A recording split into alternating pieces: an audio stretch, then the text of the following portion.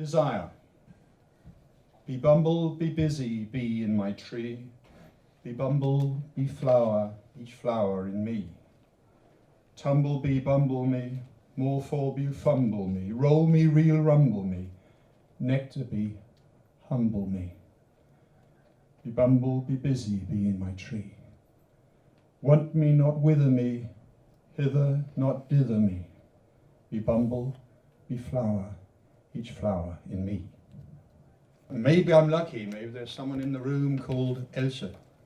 Anybody called Elsa? Well, this is not dedicated to you then, whoever you are, wherever you are. I know a couple of Elsas, they're not here today. It's funny, language is great, and it's really good when you learn a new language. It somehow highlights your own mother tongue, even in names. So I'd like to give you 3 names just at the minute. The first one is Elsa. But of course, for an Englishman, it's not Elsa at all, it's Else. There was a girl called Else, who was not else, but other, or else an other, not here, not there, elsewhere. Where else? Somewhat, somewhere, how else? How otherwise? Who else but other? Father, sister, brother, mother? Someone's else, but not her own, her other. Doesn't have to be, although you can call yourself, and I met actually a Danish girl that gave me this idea because she was interested in changing sex.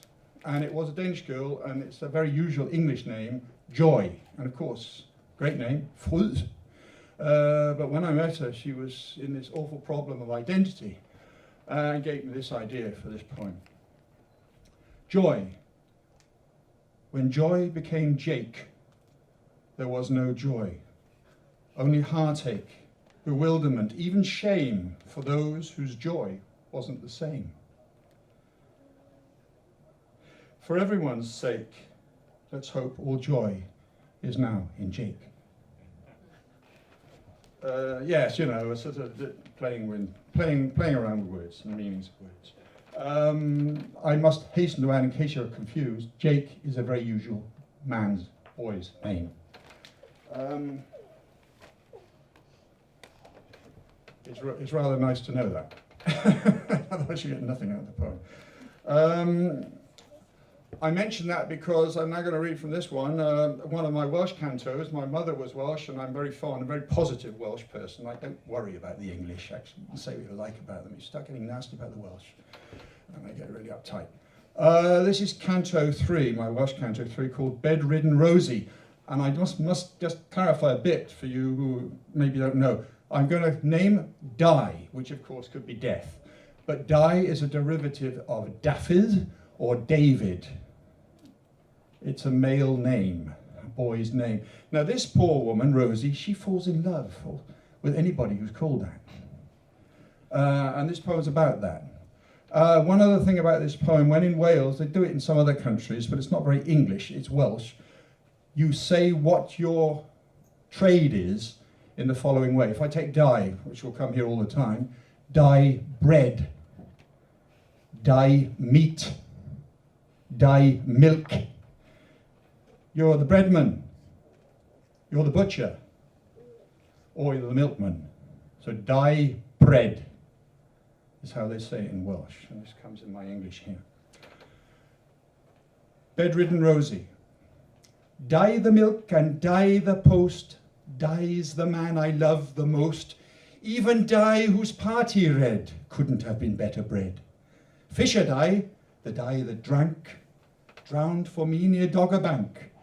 Dreams of Di, however late, always make my need more great.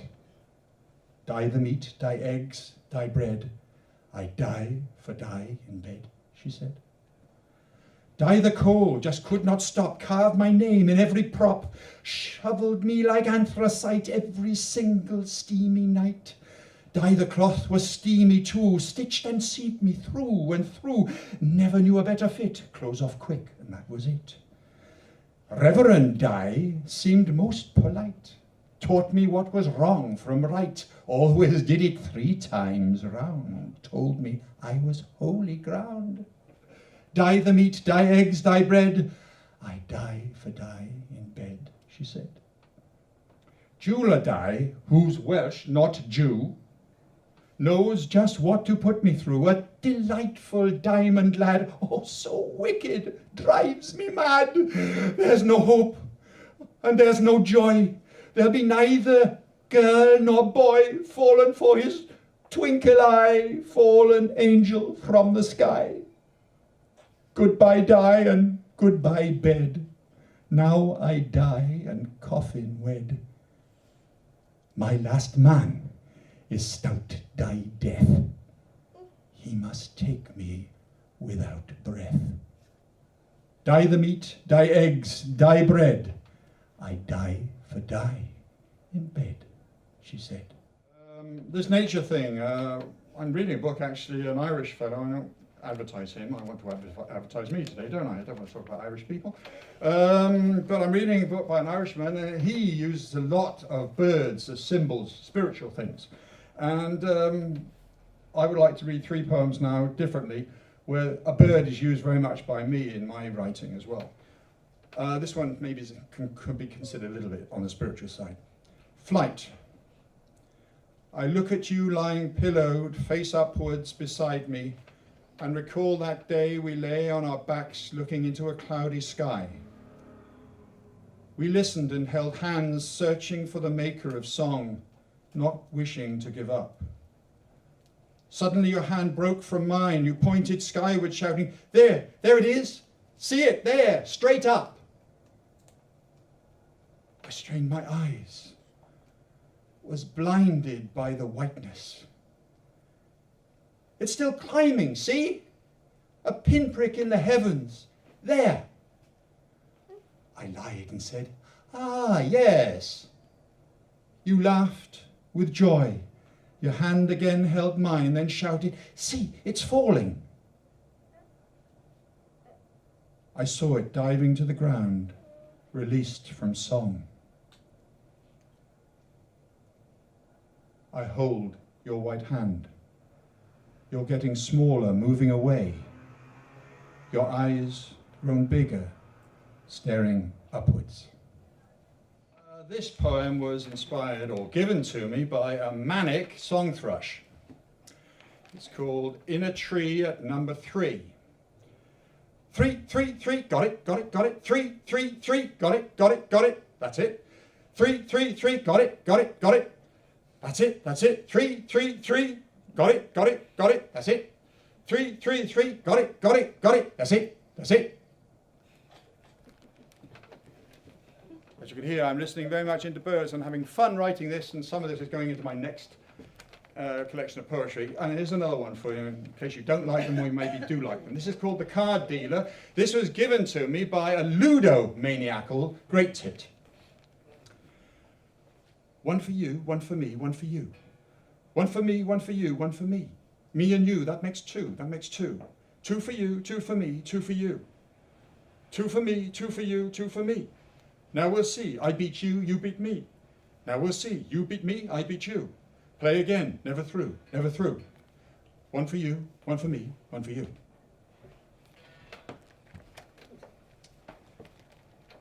We human beings have a tendency of being better, bigger, or at least thinking we're better and bigger than everything else. And believe you me, if those birds were mad, we are crazy, bonkers. I'd like to read this one called Abroad Thoughts from Home. Oh, to be a tourist in autumn or winter, winter or spring. Not just any kind of tourist doing the usual kind of thing. Not the sun-soaked drinks at pool type, the prostrate bronze type on some beach. The herded culture portion budget charter type. Hell no! But a hot spot, frontline special, getting shots of death and suffering, the kick and thrill of raping fear, the queasy, nervy hotting up, genuine, full-sensing thing, following a soldier infiltrating freedom fighter or insurgent terrorist. Why stare at me? I'm no bloody charity. I work hard for my money. I could pay whoever, whatever, Al-Qaeda, ISIS, the Taliban, to feel a bigger, better rush, to get the upfront, gory, close, shiver, chill, to experience it all. Feel fulfilled.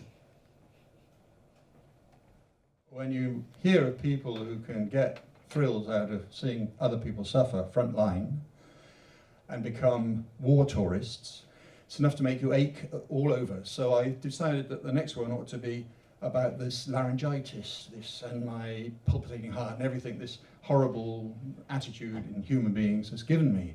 And this one is called Cacophonous Coughs. It's an anti-ode to laryngitis. Something's purring in my larynx. A lion or a lynx. Something fierce that turns to growling. Some wheezing, howling jinx. Sudden voiceless whispering. The windless silence of a sphinx. Cackling, chased by vicious spitting. A goated goat, a caterwaul, a caw. An over-bloated croak. All this, is it really coming from my own swollen throat? As I start complaining, my coughs will have no end. There's a wild hiss of constriction from some deep cave or den, maybe boa, cobra, python, a rattling of phlegm. Surely lethal in a second to women, mice and men. I've sucked long and hard on tablets. I should have sucked on more. For now my voice is sometimes squeak, sometimes infernal roar. Interesting again with words that in English, wolves howl and the wind howls too. And I just messed around by them talking to each other and saying, howl do you do? Wolf wind. Howl, sorry, I better cut it down, it should be the wind. How do you do? Said the wind to the wolf. Very well, when I've wind, said the wolf. Howl about you, said the wolf to the wind. Not too bad, but I howl without tooth. Without tooth? Is that really the truth? How do you prowl on your prey every day? I howl with such lust, such force and such gust that I prowl all my prey right away. Whoosh! I blow it. Howl blow it to dust. Roger Organ Morgan. Roomy Roger Morgan, self-lodged in the come to my ever-open arms. Roger the lodger, Morgan the organ, dodging the landlord, ogling his daughter, sniffing and snoggling her sweet-scented breeze, furtively fondling his secret keys, rehearsing his dreams, morning, noon, and night, making his organ windpipe wheeze and gasp, the same tune of sheer bewearied delight. Megan, again you passed me, serving another, young as your brother. Bring me a pint or even a half of you. Give it me a thrill, even a Jill will do, a deep, dreamy, sippy nibble of you. Come, Megan, sweet darling, sit on my knee, as saucy as a Welsh undresser, blessed with the best made just for me. Oh, you beautiful thing, you Miss Megan Pugh. Dreamt organ, Morgan, tired, retired, dodgered, red-ridden and rogered, runty old pit-prop with little to do, waking in guilt, sweaty and spent, never through. Oh, what would I ever do if you said yes, Megan? A rapturous, roomy Roger soared silent, with thoughts of his mum spanking his bum for inflaming his heart with such a tart as the landlord's daughter, the floozy Miss Pugh. This is an interview that I've been given because he is so certain of himself. This has been sent to me, I asked for it 2 days ago, I said I was going to read, by Donald Trump. This is his interview after being president for 100 days in the United States. They always have an interview with the president after the first 100 days. Here it goes. I'm a success. You got to know you're a success to be a success. And I know. Run politics like a business. I'm a businessman. I am, believe me, I know. Politics is just a business. Run politics like a business. Simple as yes and no. Make it pay. It's all about results. Things have got to go to be great. What? Well, sure, I'm political. Semi-political. What? Analytical. Sure, I'm analytical. Yeah, and spiritual. Analytical, spiritual. What? I said spiritual, for God's sake. Naturally, I'm spiritual and pathical. As I say, politics is just a business. Make it pay. Make it pay. There's no other way. I am. What's that? Academical. Sure, I'm academical. And acamedical. Yeah, and acaphrenical. Naturally phrenical, schizophrenical, phrenical. I'm a success. I am. That's what. I'm making America great again. I'm a success. You get that, dumbhead? What? What do you say, dickhead? What? You're pathetic. I am semi-analytical, schizo-spiritual, psycho-business political. I am a success. Asshole. I am. I took over this country just in time. What? You homo. You're pathetic. Pathetic. I am. Thank you. Thank you for listening to me. It took too long. I put on 15 years since I started reading, you know.